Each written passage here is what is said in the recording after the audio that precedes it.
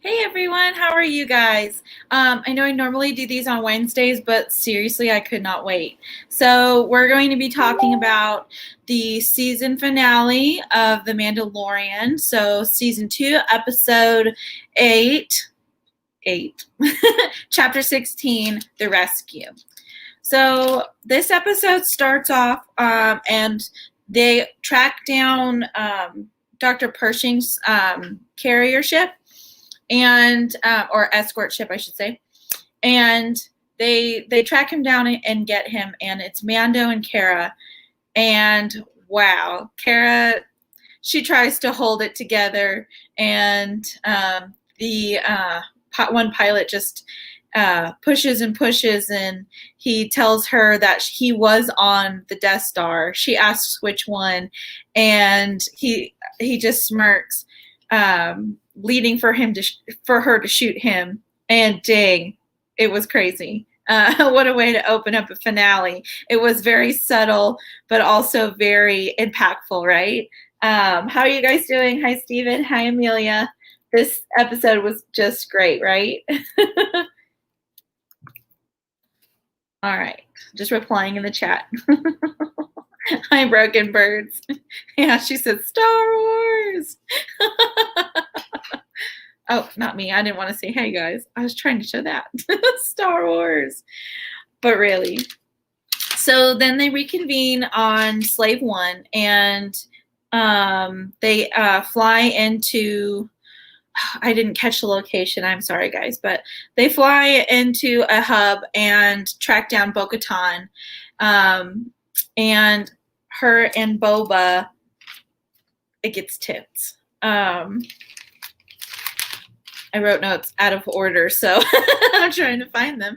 Hi, Otila. How are you? I know you were excited. Between Otila, Broken Birds, and Gina, I was kind of pushed into doing this stream days early, which I'm so glad for. So today we're going to go over the episode because it's so great. And then on Wednesday, I'm going to go over the entire season and what it means, or means to me anyway, and then what I think is going to happen from there. Hi, Jack. Hi, Forrest. How are you guys? 9 of you guys in here. That's pretty awesome. Liz, hey Liz, it's my girl. I know you might not be able to stay, but I'm so glad you came in. So yeah, they reconvene and things get tense between Bo, him, and oh my gosh, I'm blanking on her name. Sasha Banks's character. Oh my gosh, it's funny I can remember Sasha Banks, but not her character. Oh man. Koska. So Koska and him have like a pretty intense thing she gets to do. I think Justin called it a DDT. Don't quote me. I don't remember wrestling moves very often, but man, his face was just like, oh my God, they let her do it. I did hear on a couple streams that could have undermined him, but to be honest, I think that it shows the relevance of his skill, right? So she's going to be great, but that doesn't mean that if they would have continued to fight that she would have won. She just happened to catch him off surprise, which I thought was pretty dang awesome. I really need them to have more than 8 episodes. Amelia, I'm totally with you there. I watched this episode 3 times so far. Yeah, me too, Steven. I think I actually watched it for the 4th time right before this stream. Carrot Cake, hey girl. Hey, popping in real quick during halftime. I hope your daughter has a wonderful birthday today and that your Bears wins. I don't know who they're playing, so I can't tell you. If they're against my Broncos, then I'm sorry. I hope they don't. But I hope the game's a good one anyway. So anyways, yeah, it gets really tense right there. Koska kind of is showing up, and then Bo settles it down. But yeah, names were called, gauntlets were dropped. She calls him. She tells him that he's a disgrace to his armor, and that he's not even a real Mandalorian, and that she's heard his voice 1,000 times because he's a clone. And he drops this one-liner that I haven't heard very many people talk about, and I'm kind of excited about, is it may be the last one you hear. And I wonder if that's some foreshadowing that they're laying down, that maybe they will fight later on. So let's keep that there. I think she's the big 13. I remember my 13th birthday, and man, was it special to me. So I know 2020 has been crazy. So I hope that I hope that she ends up having a good birthday, even though I know things are different. She's still pretty damn tough for a young woman. She held her own against a non-modified clone. Exactly, Stephen. I was so happy here because I feel like this whole season, and specifically the last few episodes, has really gotten to show the women being strong without it being forced. You know, they're letting them do what they're good at, and they're letting them shine without like making anybody else feel weak. Like Boba didn't pull any punches either. Like he was going for her, but like you said, she was keeping her own, and it was really cool to see. So anyway, so Bo gets interested in this deal with Mando. She thought there was no hope, but once Mando told her he had the coordinates for a Moff ship, she was in. But she keeps kind of reinforcing how much she wants to take out Moff, and that she wants to reclaim the Darksaber as well. And though we know this, I think it is what leads to something different. All right. So, anywho, so we keep going on here. Bo wants Boba to make it look convincing for them going to the Moff's location and the star battle. I can't talk. I'm sorry. I'm so excited to be talking about this. It's been a day. Oh, it's been a day. It's been a whole weekend if you think about it. Girl power without tearing down the boys. It was done right. Could not agree more, Stephen. I think when you have to tear down the boys to show how strong women are, or men, if you have to tear down the men or the boys to show how strong a girl or a woman is, I think that devalues her strength. I think when you show them just as strong, like level, and then she shines, that's true strength to me. That's everything, right? Yeah, so we go in, and this dogfight, we want it to be looking convincing, and Boba doesn't pull any punch. I keep saying that, pulling any punches.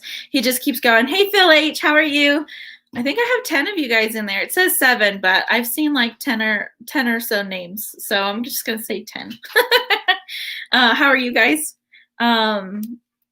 You guys don't forget to put any thoughts or questions of this episode here in the comments, because there is not as many of you in here. I can get to pretty much all of them, and we'll discuss them as well. So that's my favorite part of all of this. I can't wait to hear what we all have to say, if they're similar or different and all of those things. So came in here too fast. So Katie Sackhoff, I put in my notes right here. I said, how cool is it to see Katie Sackhoff take charge? She really just fits into her character as Bo, and I'm all for it. There was an interview I posted this last Wednesday where Dave Filoni was talking about working with her, and he said it was a lot of it before in Clone Wars that she was cast. They knew that she was going to be well on this part because of how she played Starbuck in Battlestar Galactica, which I thought was really awesome. And then while I was doing some research, I didn't realize that Sam Whitaker was also, or Witwer, sorry, not Whitaker. Sam Witwer was also in Battlestar Galactica for a little bit. So it's really cool. He's the voice of Maul, and he also does the likeness and voice of Starkiller in the games. So I thought it was really cool to have that connection in there. And then he also said he knew because of how she played Starbuck with some of the sass, that she would do just fine switching them over to live action. So I think that was really cool that it's been in his mind since she was cast, that if they did live action, that she would shine. And I could not agree more. And then, so they land, they get in there. Bo literally just comes in hot, if you will, crashes the ship right onto the port. I skipped ahead because I wanted to talk about the Dark Troopers, but like I said, I took my notes out of order. Yeah, so Pershing gives them all this information on the Dark Troopers, lets them know it takes a couple minutes for them to power up, and then it seems kind of like questionable, like why is he giving them information? But then if you think about it, he was I was looking at the comments and I have to reply to it, but anyway, he it could be like, why are you giving them information? But honestly, he's probably just doing his job. He also didn't want to harm the child. We saw that in season 1. And so for him to just give them all this information does make a little sense. And it's kind of like redeeming, I guess, a little bit in his character to help them save Grogu. Also, maybe Gideon orchestrated that, because he where you end up finding him, he was definitely ready, because Mando sent him the message in the last episode, like, Gauntlet Throne man, I'm coming for the child. So okay, the comment that keeps showing me in here, Starkiller and Maul are not the same. Obviously they are separate characters. The actor that does the voice is the same. That's what I meant. So I'm sorry for that confusion in there. Let's see. Okay, so Luke had known Grogu since after Return of the Jedi. How is this going to fall into recent canon? So I think there's 20 years in between. Yeah, that one. Return and the so between 7 and 8. No. 6 and 7, yeah. There's about 20 years between 6 and 7. So there's a lot that could happen in 20 years. He could get trained and go off and do his own thing. He doesn't necessarily have to be visibly seen in the sequels. So that part, that can be explained. I think we'll get to see his story, but because we know him now, that doesn't mean it really affects anything for the sequels yet, because he knew quite a lot of younglings and future Padawans when he starts his own Jedi Academy, right? So I think what they're trying to do now is set up how he could have been portrayed in the sequels, like help make it make more sense. I don't know if you can, but we're gonna see where we go, right? Wait. I think it's okay. I'm glad you guys in the chat have that figured out. I was like, no. Starkiller is not the same as Maul. They're both amazing, but they're not the same. So now we're finally on the ship, right? So Bo lays the plans. Boba starts making it look like he's attacking the ship. They're doing their fake distress call, but this isn't going the way they want it to, right? They just instead of being allowed to dock right away, Gideon says, let the TIE fighters come out. So they start fighting even more, making it even more like plausible, like, hey, what's going on here? But I feel like Gideon kind of sees through it. So Bo just forces her way through the shield, comes in hot, crash lands, and then it's on, right? And man, like we said earlier, those girls or women are just taking names, right? They clear the way, they let Mando go off on his own way, straight to the child while they create the diversion. Which, man. Hi, Maura Lee. How are you? I wasn't expecting to see your wonderful face in my chat. Hi. Happy holidays. Let's hope Luke keeps Grogu away from Ben Solo. Faxotila. So I don't think that Ben will have an issue with him, and by the time he has the chance to take out the temple, I don't think Grogu's going to be there. So I think we'll be okay there. But yeah, good sentiment. So as the women are going through taking names, I got a really cool picture. Let me screen share. Screen share. Okay. So you guys can see what I see. Whoa. That's a lot. All right, just a second.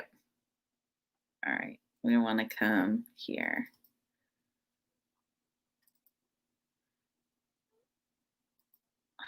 Are you going to open? No? All right. Well, anyways, in this picture here, the ladies have already cleared the hall, which let me just say that, oh, man, I didn't want to do that. Hold on, this is distracting. Okay, that was crazy. Let me just say that Kara's blaster gun, or not gun, it was more like a mini cannon. But anyways, once that freezes and she's like, oh, it's jammed, it was totally like bringing a level of like realism and realistic and life feelings in there, right? She gets mad and just, instead of throwing at him, she uses it as a bat and just starts taking him out. It was really cool. It's pretty awesome. Morally, normally I work on Sundays, but my schedule was altered due to sick calls. Happy to be here. That's awesome. That makes me feel really special. So thank you for coming in. Yeah, I'm glad you could join us. Cara, oh, Gina Carano is so freaking amazing. She's so beautiful. I'm going to marry that woman. I know, right? If I wasn't already married. But yeah, so it was pretty awesome. Then we lead into Mando going straight for Grogu. He sees the Dark Trooper starting to come out and uses the code stick to try to close the door. One escapes, right? And so he has to go to battle. And I put two funny things in here. I said, who else feels like Pedro was really in the armor for this episode? And I said, that's spear action, more Game of Thrones feels. Star Wars redemption for Pedro Pascal. Instead of being Sunspear, Game of Thrones, and getting his eyes popped out, he almost gets his head punched in just in time to get his spear out and to take out that Dark Trooper. I thought that was so awesome. What do you guys think? Seriously, like, it was really cool. So once he gets the Dark Trooper out, he releases the airlock and all of them get released. And this buys everybody time because, let's face it, they're droids, right? So getting sucked out of an airlock, especially when they can fly, doesn't necessarily mean that they're gone, right? I cried so hard twice. Damn them for feels. Pedro's always good with a spear, right? So now Mando is going straight for Grogu after his little diversion, right? And I put enter Gideon with Grogu. And so here, Mando's trying to reason with Gideon, and it's going a little too well. Gideon's pretty much like giving him a rundown of Mandalorian lore, like this is the Darksaber, and the one true ruler of Mandalore has the option to wield this, or however he says it. And Mando's like, you can take it. I don't care. I just want the child, which we had known from the beginning of the episode. His only priority is the child, right? Which super sweet, dad feels, right? Those parent feels. Oh, Steven, don't feel like a failure. I didn't even connect the Game of Thrones Smash reference. I feel like a failure now. It's all right. I didn't, because of how much we all streamed Game of Thrones the last few years. Like, I can't not, right? And now it's Star Wars. So a lot of my straight Star Wars channels that I follow, no one has put out that reference, right? And I just think it, like, how can you not? But it's all right, I'm just glad that I caught something. And for having to take notes for a stream, it would behoove me to make sure to catch that, right? Well, D&D spoiled Game of Thrones on their own. Yeah. Oh, I'm over here spoiling Game of Thrones. That's like so many seasons ago, and if anybody hasn't seen that yet, I'm sorry, guys, but there's pictures of him getting his eyes smashed out all over the internet. I don't think I'm ruining anything. If anything, I'm giving it context. So anyway, the talks with Gideon at first are just going too well, and it's a little unnerving. And then he's like, as long as you get off my ship right now and we part ways, you can take him. I already got what I wanted. I got his blood, and then he starts trying to over explain to him how he could bring balance to the Force and all these things because of how powerful he is, which I think at this point from his meeting with Ahsoka, Mando already knows this. So it's just kind of like overkill, but Gideon's trying to feel like this all-knowing character, right? Which we all know better. But now he's basically forcing Mando to fight him, right? So this is also in turn messing up Bo-Katan's plans. And because of how Mando was raised, right? He was a foundling. He didn't get raised by true Mandalorians. He was raised by a faction of Death Watch. And so he's not going to know all these people, right? Because they're in a total different way. I saw a question in another group, and they were asking the connection there. How Mando might not know all of these things, but honestly, that's where it is because Death Watch, it's not even real Death Watch, it's a faction of Death Watch, right? They're in a totally different way with the creed, hence that you can't take your helmet off and all of these things. Yeah, it's just really it's different for him. So he's not aware of all of this.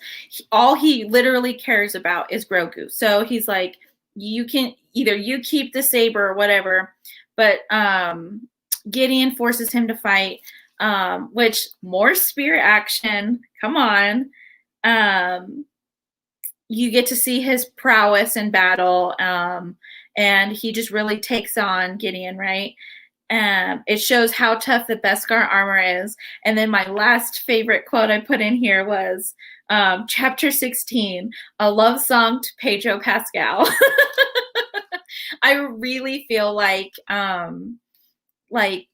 it was like a redemption for Pedro Pascal from Game of Thrones. Not that they purposely did that, but for a fan like me who will literally draw connections anywhere from anything, like I really saw that.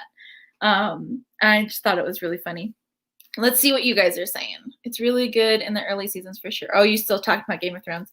Moral Lee says, now he has the dark saber. He is Jon Snow wanting to give Bo-Katan the Iron Throne of the Mandalorian planet. Yes, he don't want it.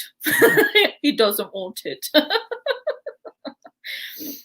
Let's see. Amelia, definitely watch. Game of Thrones was an amazing series. You can definitely tell they got lazy in the end, but it's still worth watching. Yes. I will watch until season 8, and then I stop. And even when I do watch, I just don't take it seriously. It's kind of just what I want to watch when I need something on. To be honest. uh, I named my Skywalker plant Grogu. Oh, of course. All right. And so they all meet back up in the control room, and Gideon starts trying to sow the seeds of doubt in everyone, right? So he you see Mando walking in, which is such a cool visual, right? He has Grogu in one arm, Darksaber in the other, and just charging in, right? He just looks so powerful. And Gideon spouts off, "Why don't you kill him now and take it?" Talking about the Darksaber, and you can just see all of that turmoil and conflict going through Bo's face, right? She's all her emotions are on her face right now.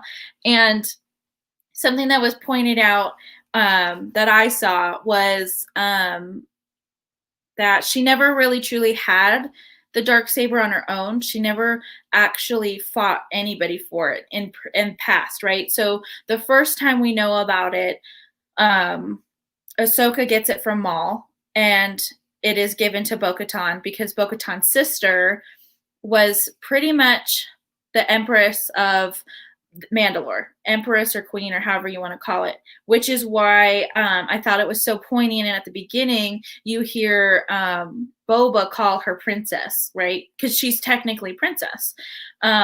She didn't agree with her sister. Her sister was very pacifist, against conflict because it led to so much turmoil and strife amongst the Mandalorian people. She just wanted everybody to thrive, which is very noble of her, but not realistic for a warring culture. That's a little too far from who they are as a people, right? And so that was the first time she got it, right? Was from there. The second time she got it was right after Sabine Wren took down Gar Saxon for the Darksaber. And this was really cool because at this point in the Rebel show, Sabine didn't really, she was having a hard time identifying with her culture and being from one of the higher houses and having served in the Imperial Army. And this whole arc was really cool because she states after the battle, because you can either defeat them in battle or kill them. So she defeated him in battle, and usually you kill them.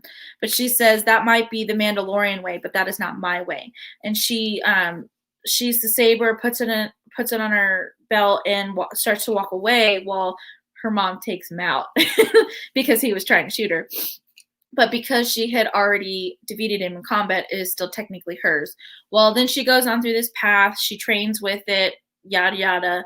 And eventually she ends up giving it to Bo-Katan again because her mission, she wanted to find the rightful ruler, somebody that everybody in Mandalore would accept and follow, but also had the chops to lead. So she ends up coming across Bo-Katan. They do missions together, and then she's, here you go. She hands it to her, and she's like, I can't accept this. I don't want it. Jon Snow, I don't want it. But ends up taking it anyways because Sabine makes the case. You're the rightful ruler in the sense that you're who your sister was, who your family is. You fought in all different factions. She has her Night Owls. She used to be a part of Death Watch. All of those connections. So Bo is basically in all of these other series set up as the rightful ruler. Well, because we were given the what was it? The canonization of Jango Fett and Boba, that he was a Mandalorian. We know that Jango Fett, before the Clone Wars and everything, at one point ruled because of who his adopted father was. So they're foundlings, but his adopted father was the rightful Mandalore or Mandalorian, however you want to call it, the ruler of Mandalore. So that and when Jango avenged his death, he did actually rule over Mandalore for a little bit. And I wonder how they're going to explain that, because when Satine rules, it's more of like a hierarchy, and that would have been around a similar time, unless it was when he was really young, before he started wanting to. So it'll be interesting to see where they take that story, right? Because technically Boba would have a claim too, if that's the case. So it would be awesome to see where they go from there. Anyway, so all of that is basically to come to Bo-Katan's face and how mad she is that she didn't get to take on Gideon, because we still don't know exactly what happened between them for him to have gotten the Darksaber, and I'm wondering if it was a case where he just stole it, or if he really did take it from her and she wants to face him in combat so she can rightfully take it back. So it'd be interesting to see from there. And then the Dark Troopers come back. Surprise, right? The airlock was too easy, and we all knew that. And the entire platoon comes back. We see them flanking the entire ship, getting ready to take on. And then we get Luke, Mother Beepin' Skywalker. If I had a soundboard, it'd be like, ah! Cheers, cries, happy tears, happy tears, happy tears. All right. Rewatch the scene. The fear in his eyes when he realizes who's on the ship. Stephen pointed that out. And yes, let the hate flow. Oh my God, yes. So it was frustrating, but as soon as that X-Wing comes in, Moth's face is just like, oh shit, it's gonna get real, right? And I think from previous episodes, specifically episode 2, we get the hint of Luke, right? All the signs I feel like were there that we were going to get Luke. And so as soon as I saw the X-Wing, I knew exactly who it was. Justin didn't want to say it. And he kept going, no, they didn't. They didn't. They couldn't have. No. And then he sees the green lightsaber and the hand, and he's like, he didn't want to say it. But yes, we got Luke Skywalker. And not just any Luke Skywalker. We got Mark Hamill from Empire Strikes Back. Mark Hamill, Luke Skywalker. So there's a couple things with this scene. The first time I watched it, I was extremely happy. The second time I watched it, I was a little off-put by the CGI, because it was full CGI. It wasn't, I don't think, a deep fake, but is close to what their technology could do. And so Mark Hamill is given credit. However, I don't believe he actually was there for it because of the deepfake types, and he couldn't do the voice track, because if you notice how he sounds in the Empire Strikes Back, Return of the Jedi era is completely different than how he sounds now. His voice has gotten a lot deeper, a lot more it's aged, basically, which, I mean, why hasn't it? He's lived a really full life, and he's done so much voiceover acting that his voice is just bound to change, right? He does so many awesome and great different kinds of voices, that it's just gonna change, right? But we got him, right? And then this last few times I've watched it, I've actually been very happy for how it turned out with what they had, right? The only thing to me that really gives it off is the lip syncs. So when you watch Mark Hamill talk, he's like me, where he really pronunciates his words. He really shows that he's talking, right? He does a lot of mouth movement and deep mouth movement. Whereas when we see the deep fake, he's just very, very softly, subtly using his mouth, kind of like this. And he's emoting with his face, but for the words just don't match up with the facial expressions and then the way that the mouth moves. But for the very first thing that we got, it leaps and bounds, right? I think that what they started with here is awesome. And I think that going forward, if we see Luke again, we will either see this technology play out through again, or it leads us to having Sebastian Stan, because man, did that not look like him at first. I'm just saying. Let's see what you guys have to say.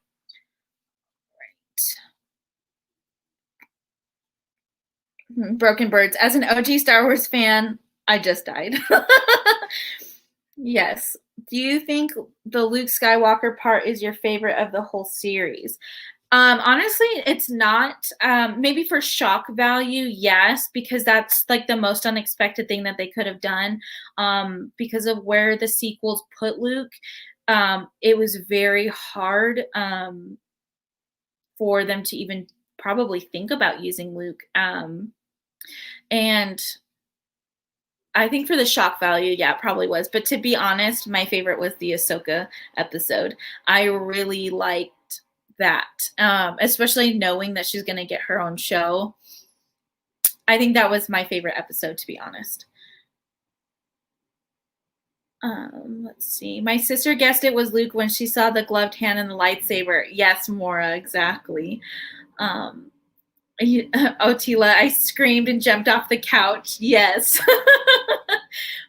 Willow didn't really. Okay, so she has seen the OG trilogy quite a lot, but not as much as any of the newer stuff. Especially because of how much we've watched Clone Wars, so she's more attuned to who Anakin is. So she didn't quite understand why Justin and I were so excited that it was Luke. She thought it was Darth Vader. She thought it was Anakin. She didn't realize that they have different lightsaber colors. But, the hand and the saber. And so we had to explain to her the next watch. No, honey, that's his son. That's why it's awesome. But yeah, so I'm just really happy that we basically got to press restart, right? And then we also get to see Pedro's face again. So we see Luke come in, and then Pedro and, or I should say Mando and Grogu have this tear-jerking, this is where I really cried, the tear-jerking goodbye. Because they became so close and so bonded. And Grogu reaching for his face was just, it was on another level, right? And so he touches the helmet, and then you kind of can sense that like tension, and he's like, screw it. And he pulls off his face for one last time for Grogu to touch his cheek. And so that part hit home for me, not just because of my own, parent things, but Willow, when I'm upset, will come up to my face if I'm crying, and she will put her hand on my face just to make sure I'm okay. And so that really, it touched me right there in the feels. And yeah. Yeah, so I burst into tears. Luke, louder crying R2D2, even louder when Mando took his helmet off. Yes, agreed. But I like that they gave him that ending. And so one of the streams I was watching, one of the commenters said that scene was very, very similar and akin to Vader taking his helmet off with Luke dying. He wanted to see his face one last time, and they let Mando have a moment like that. I don't think this is the last time that they're going to see each other. I think that season 3 we will get like snippets and bits and pieces of it.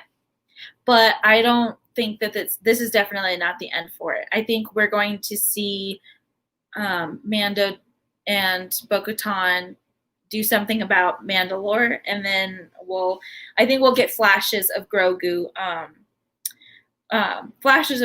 training with Luke. That's really what I think is going to happen there. And then they leave, and it ends with Pedro and / Mando with tears just down his face, and Grogu just looking back, and Luke very much understands the emotion of this scene, and I really like how they played that off. He let them have their moments, which I thought was beautiful. And then we think it's over, and then the credits go, and then we see Fennec and Boba, right? Well, we see the shadows, right, of Fennec coming down the stairs, and we see them take everybody out, right? Oh my gosh.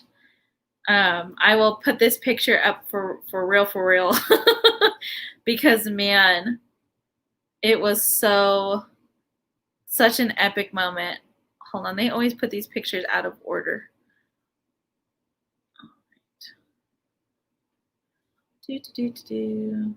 Come on.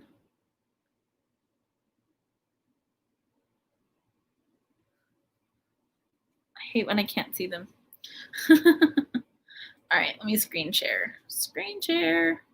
Chrome tab. And we get this beautiful thing, right? Oh my gosh, how amazing was that to end it? So we're gonna get the Book of Boba. It's gonna be great. Let's see, just a second.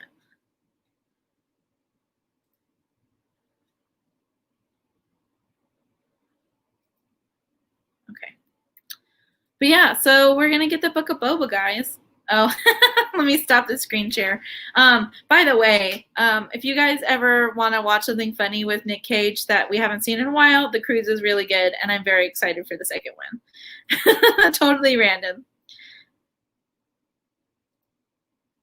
The post-credit scene Easter egg was awesome. Yes.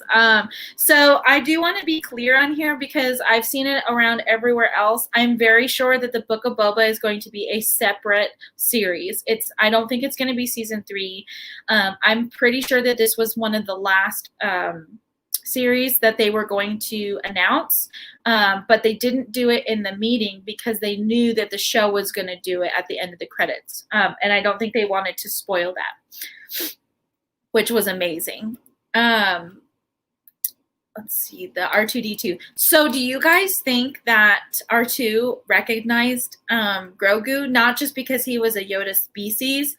I feel like the way that even Grogu reacted to R2 is leading into this, and I think that they probably had some kind of passing relationship or at least saw each other once or twice, just by the way Grogu was. He was kind of off-put by Luke at first, and then R2 comes in and he's like totally down to go at that point. I thought that was pretty awesome. Such a touching moment, Grogu. Yeah. Just checking up on comments. Jack, yeah. When Grogu's happy, I'm happy, right? And I think it's really cool to see with the series, like we could have gotten this, like it could have been stretched out and played out more, but I think it's really cool to see them take Grogu out for a little bit, give Mando some more of his own time and time for Grogu to train, and then it's going to be really cool to see maybe them come back. Because, I mean, why would you take out one of your most profitable characters you've had in so long, right when the ball's really getting rolling, just to take him out and never see him again? I don't think Disney would do that. He makes them too much money. But I think we'll get him back. I really feel like we're going to get him back. R2 is big on all the secrets. This is so true. So they were supposed to, him and C-3PO were supposed to both get their minds wiped, but only C-3PO did. And I think because R2 is really good at keeping his own secrets, I think that it's going to be really interesting to see how they do the droids show. It's a droid story. I don't know if it's a show or a movie. I'll double check that. Excuse me, guys. But it is from the point of view of C-3PO and R2. And I think they'll bring in other different droids as well. Filoni loves droids, and he likes putting them in there. He actually does the voice for Chopper in Rebels. And that's one of his favorite characters ever is Chopper, which if you guys haven't watched Rebels, I highly recommend it. Chopper he's amazing. But yeah, it would be really interesting to see how they play that off because so R2 starts out as Padme's, that he's her droid, I believe. And we see him and how he works with little Annie and young Obi-Wan and Qui-Gon. And then so they grow up together, and then you see how R2 takes more of a leaning towards Anakin and then becomes mostly his. And then he also has all that journey with Ahsoka. Um, and he has his own journeys as well. Um, and then he will eventually have his journeys with Luke, which will be interesting to see how I know. Okay, so I was gonna say it'd be interesting to see how Luke gets R2, but we kind of already know that because R2 ends up going with Leia. So even then, to see his journeys with Leia would be awesome. So I'm really actually more excited about that show than I thought I was. R2 is the only droid I know of that hasn't had a memory wipe. Nope, he hasn't. So yeah, then we know we're gonna get the Book of Boba. It's gonna be really exciting. I wore my Boba shirt. Don't act like you're not here, not impressed, because I'm impressed he's getting his own show. I can't wait. All right, just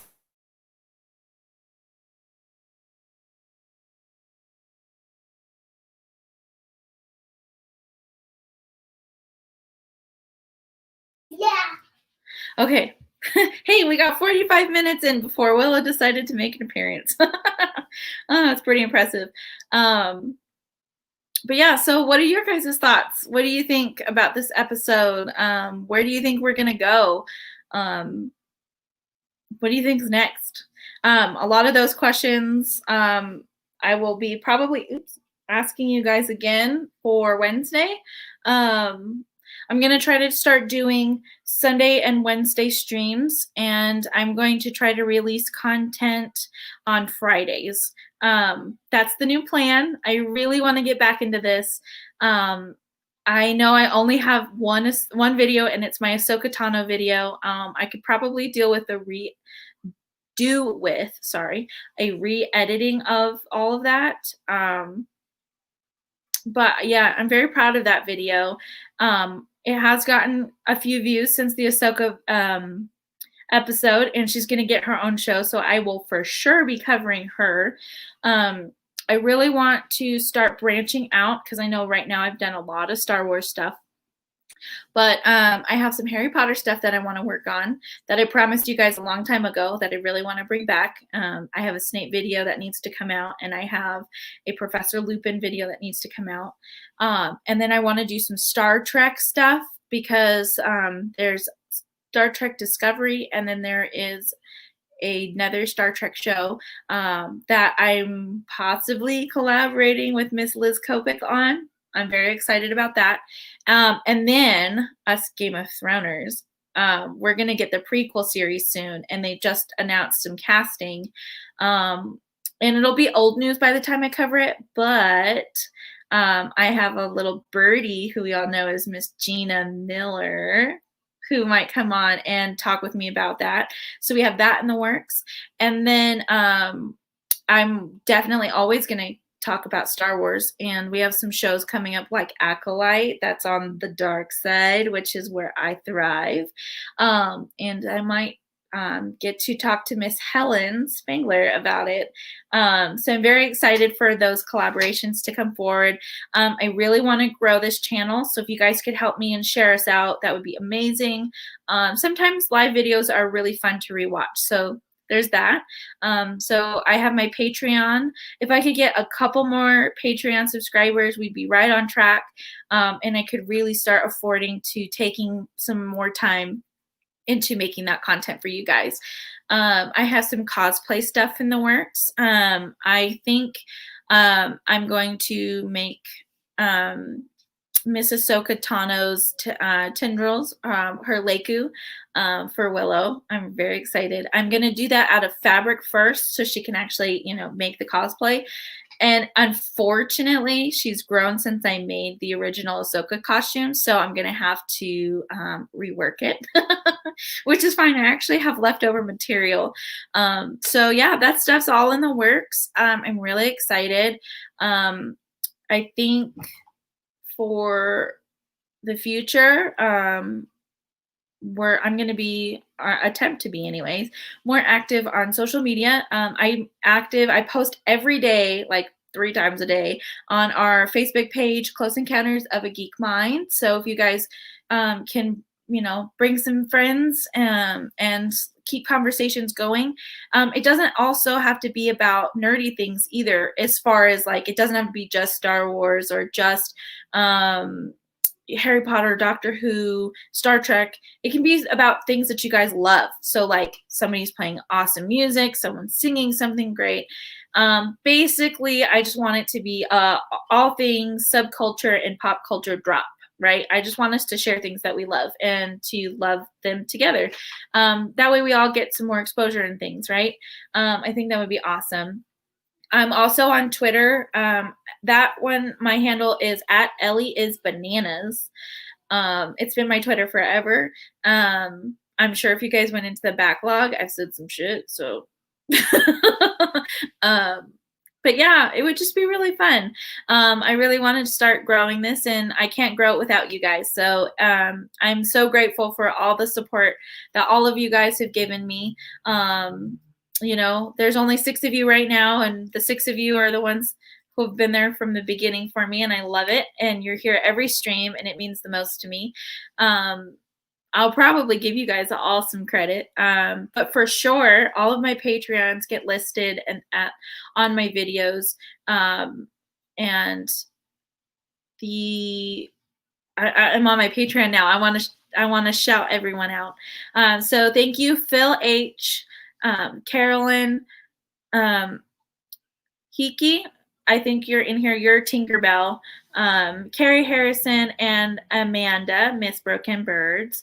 Those are all of my Patreons, and I couldn't honestly do what I do without you guys. And I know right now I'm just live streaming, but for now, the Patreon is what's helping me be able to do the StreamYard, so I can stream on Facebook and YouTube.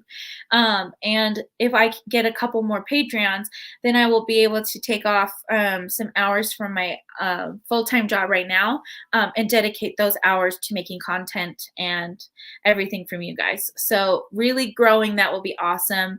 And the more viewers and the more hours viewed I have on here, then YouTube can play a part in helping with that, and I can really start dedicating time to you guys. I have all of these supplies back here that are just they're itching to be used and to be made into fun things, and I really want to share that with you guys. I know that was a big dip off of nerdy stuff, but yeah, I just want to put that promotion out there for my channel. I gotta do it somewhere. Let's see what you guys are saying.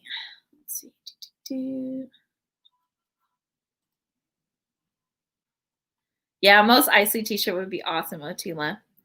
Let's see. I have no idea where they're going to go with the show, and I don't care. 2 seasons, and I'm falling in love with the fandom I lost hope in a long time ago.